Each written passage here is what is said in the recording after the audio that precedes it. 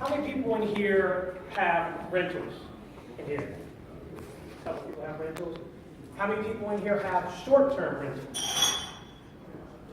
Short-term rentals. So that's kind of what we're going to talk about tonight a little bit, about short-term rentals. We'll go ahead and get it queued up.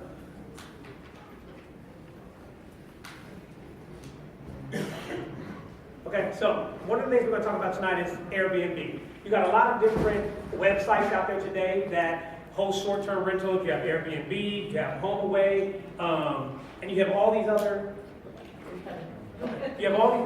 companies out there that are advertising on the web. And what I found is that Airbnb, amongst a couple of others, were some of the very ones that I want to talk to you guys about today.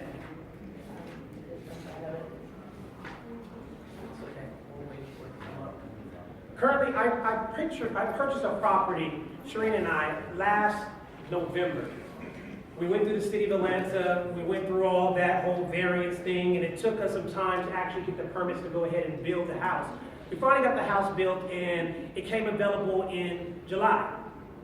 At that point in time, we said, you know what? We're going to go ahead and put this house on the market to sell. It was brought at the wrong time. It was put on the market at the wrong time because that was the time when parents were taking their kids to school, and there wasn't really a market in August.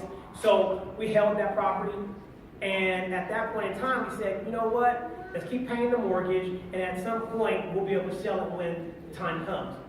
Well, that $3,500 mortgage every month became heavy. And so I said, what can we do in order to bring revenue in here in order to cover the note, not only the mortgage, but the lights, the water, the gas, everything on the house. So in December 13th to be exact, I signed the house up for Airbnb. In this particular area, this house is located in Edgewood, right off of Moreland and Memorial. And it's a 5-bedroom house, it's 3 stories, have a full finished basement, etc. And I put it out there for $250 a night. And instantly, I started getting bing, bing, bing, bing, bing, bing, bing in my email.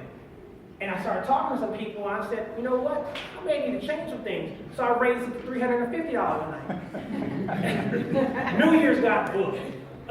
Week before Christmas got booked. The week after Christmas got booked. I'm booked all the way through April at this present point in time. And so what I wanted to talk about is how do you go about putting your property on there for marketability and to be able to make sure that at the end of the day, if you decide to put it on a HomeAway or an Airbnb, that you're going to get the biggest bang for your buck. A lot of people out there have rentals that are going for maybe $800 a month. Well, in the smallest house, you can do $200 a night. So imagine doing $350 a night for just half the month, and you can leave it vacant if you wanted to.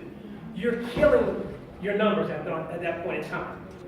So basically, what I found out is that there was a science by which I set up my profile. Airbnb is based upon the number of beds you can put into a house.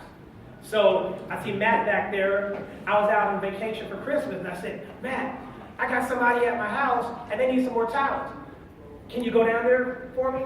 He went down to the store, he picked up some new towels, brought them over to the house. The tenant was happy. It would happen to be 14 people in the house at that time. My house sleeps comfortably now, 12 people, but I still have a basement where you can put air mattresses and couches and stuff down there. But it's a nightly rental. So this is where it kind of shows what I have in there. I got a king bed, queen, 2 queens, I got 2 twins, and I got some air mattresses in there. And basically, it allowed me to go in and set up discounts for weekend rentals, discounts for people who want to rent by the month. And now I had it set up for Airbnb corporate. And see, that's key. I really want you guys to understand that. Is because now I have companies calling me trying to rent my home for their company. Next week, I have somebody coming in for 9 days to do a corporate retreat for the Rotary Club.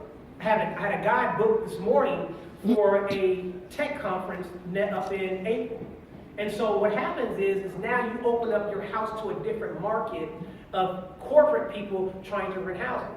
I own an IT company. So when I was traveling back and forth to DC, I like to stay in the hotels, but a lot of my consultants, they like to stay in houses because they're there throughout the week, they want to leave their suitcases, etc.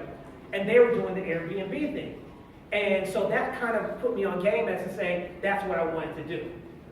There are a lot of different criteria that you need to have your house set up for Airbnb corporate. You need to have wireless internet, you need to have the washer and dryer in your house, you need to make sure that you have a hair dryer in there, a workspace. So basically you just have to have certain things in there that will allow companies to come out and rent your home.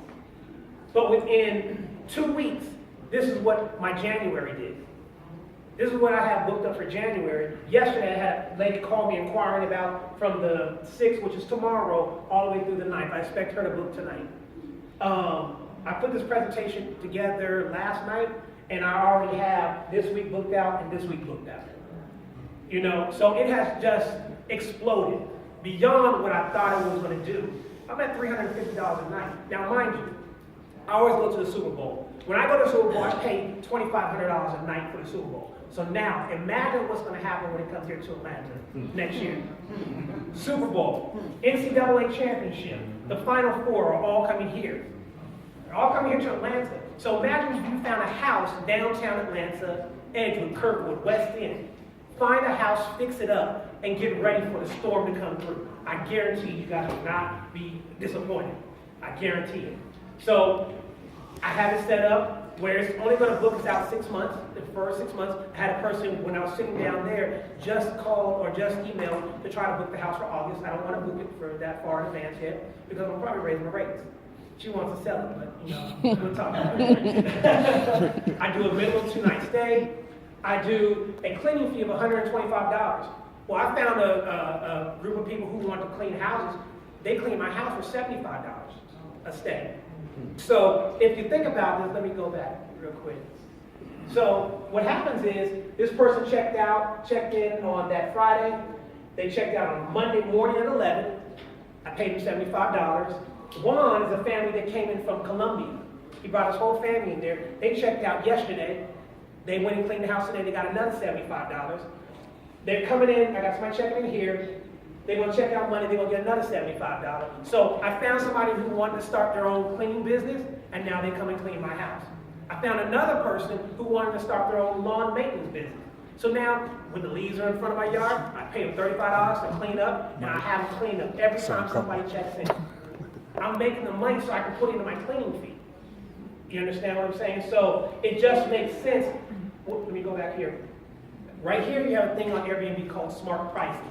So what it says is that a tip is the minimum that you can charge is $199. The maximum you can charge is $852 for this particular house. Now I'm new, so I was trying not to be greedy, but I'm gonna start moving that price on up and up and up because it's running too quick.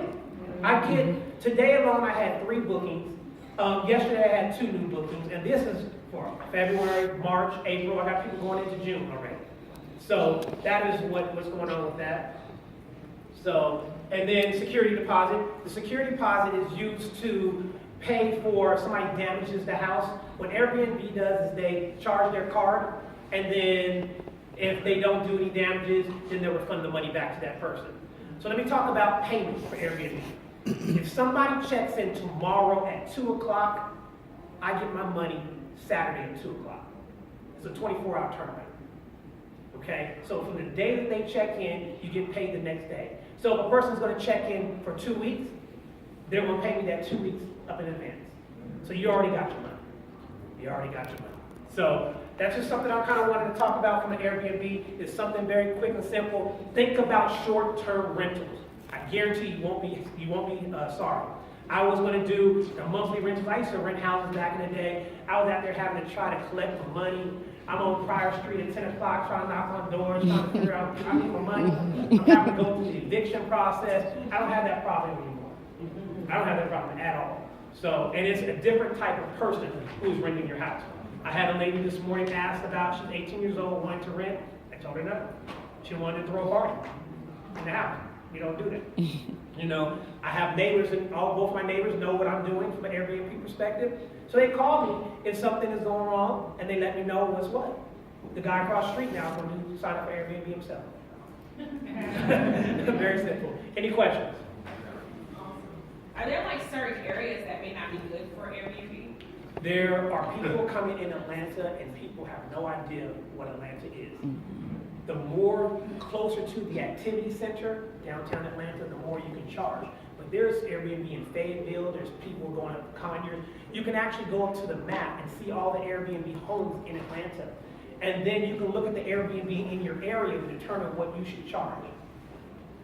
What kind of platform do you use to like have the numbers generated and to figure out the price, or do you just market price yourself? So basically they have a thing called smart pricing. What smart pricing does, it looks at the activity in your area, it looks at the reviews that you're getting, and then it also looks at what is going on in that particular time of year.